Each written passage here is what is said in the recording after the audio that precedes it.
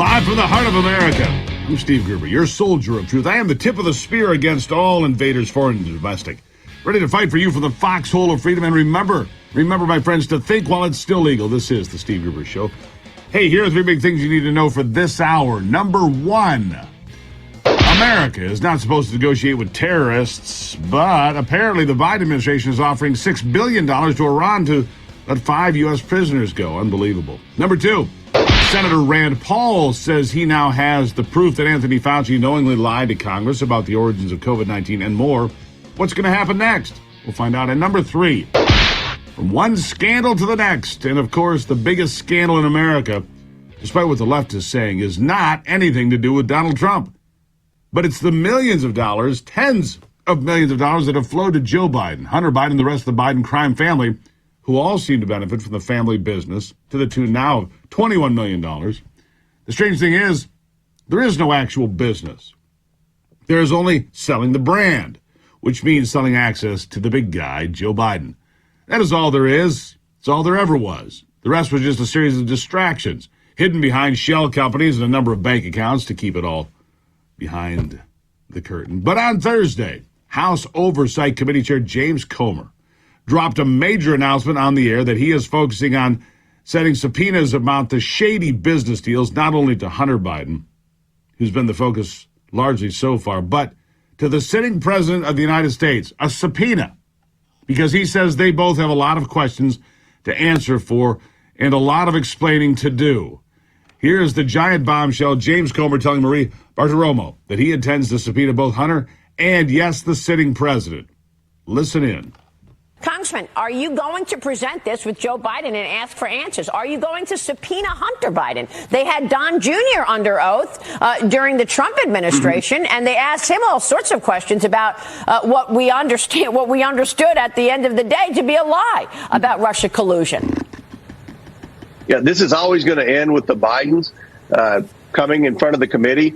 We are going to subpoena the family. I mean, we're putting the case together to win in court. Obviously, with all the opposition and obstruction we're getting from the Biden attorneys now, we know that this is going to end up in court when we subpoena the Biden. So we're putting together a case, and I think we've done that very well. We've shown the bank records. If I had subpoenaed Joe and Hunter Biden the first day I became chairman of the committee, it would have been tied up in court, and the judge would have eventually thrown it out, because at that time the narrative was, well, they never took any money while he was vice president. He never had any communication with his business associates, and the money never came from China. We've had to go every step of the way and prove the media narrative was wrong, and the vice president and the current president lied. We have caught Joe Biden in so many lies, I can't even count the number of lies now. So we have put together a case that I think would stand up in any court of law in America, and we hope to hear from the Biden soon. But I wish the media would ask the president, what exactly did your family do to receive this $21 million that the House Oversight Committee has proven? He just continues to say, well, that's a lie. That's not true. We have their bank records, Maria. Right. Bank records don't lie. Congressman, when are you expecting to subpoena Joe and Hunter Biden? Well, we want to talk to about 3 or 4 more associates first. We've been communicating with a couple of them.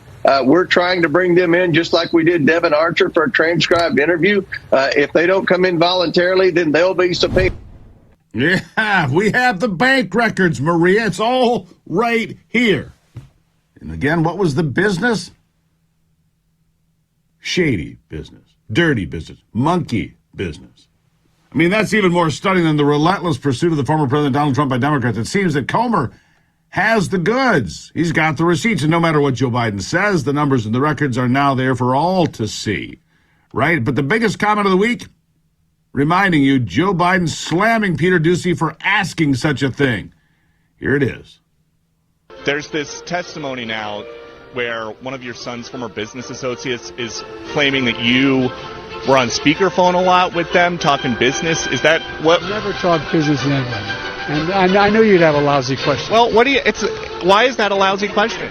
Because it's not true. Thank you.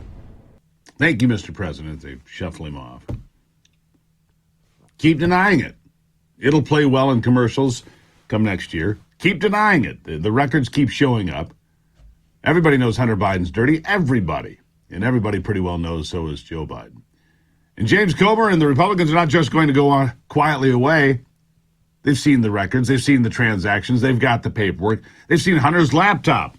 They've heard the denials like the one Biden just gave to Peter Doocy. And despite all of it, they're coming. They're coming hard. They're not giving in. They're not giving up. It's clear that no matter what CNN and other left-wing outlets will ever care about is the evidence of corruption that is encompassing the Bidens. They don't care about it. They do not care about any of the evidence. They don't. Strange. Listen in. The first associate that came in implicated Joe Biden as being the reason they were getting this money. And the money is from bad people. The money is from people who are either incarcerated in the countries where they wired the money, or they are on the flee from being incarcerated. So we're concerned that the president is compromised because of the millions of dollars that his family's received. And remember, Jake, the president hasn't been truthful with the American people. First of all, he said he never communicated with these people. Devin Archer testified that he has 20 times, in fact, at least. And then he said that none of this money ever happened while he was vice president.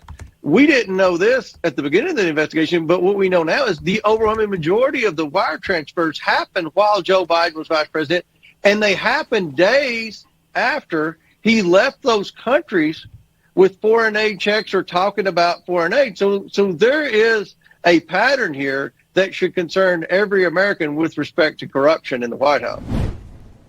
Yeah. Corruption in the White House. But don't expect those in the left to just cave in either. They're going to hold their ground, too, refuse to budge. They are going to ride the denial train all the way to the end. Because these two things, President Harris, would be a fate worse than Biden. And that's saying a lot, and they know it. Denials from the White House continue from every person in the administration, too, by the way. Listen to this one.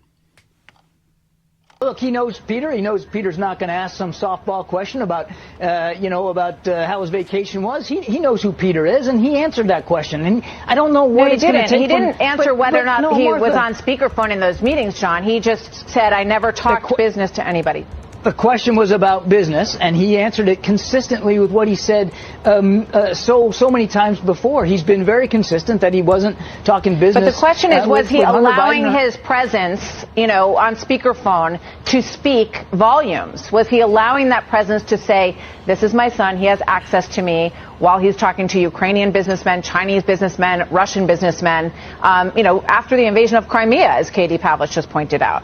I just don't know how many times he's going to have to say no to the same question. And he said it consistently. He's been consistent about this. There were no discussions about business with his son or his son's business partners. And again, he called Peter over. And I'm not saying he knew that was the question, but he certainly knew it wasn't going to be a softball, and he answered it. But he didn't answer it. I didn't talk business. And then he gets one quick question, and where you go. No follow-up. No depth to it. It's all garbage. When we come back after the break, it is Free for All Friday. We're just going to take a run around the infield, take some questions, see what's up. Might even mention some of your emails. I need to figure out a better way, because we're going to go to a system here. Ask me anything. Ask Steve anything. Well, that's going to be coming in the future, all right? We'll talk in a second.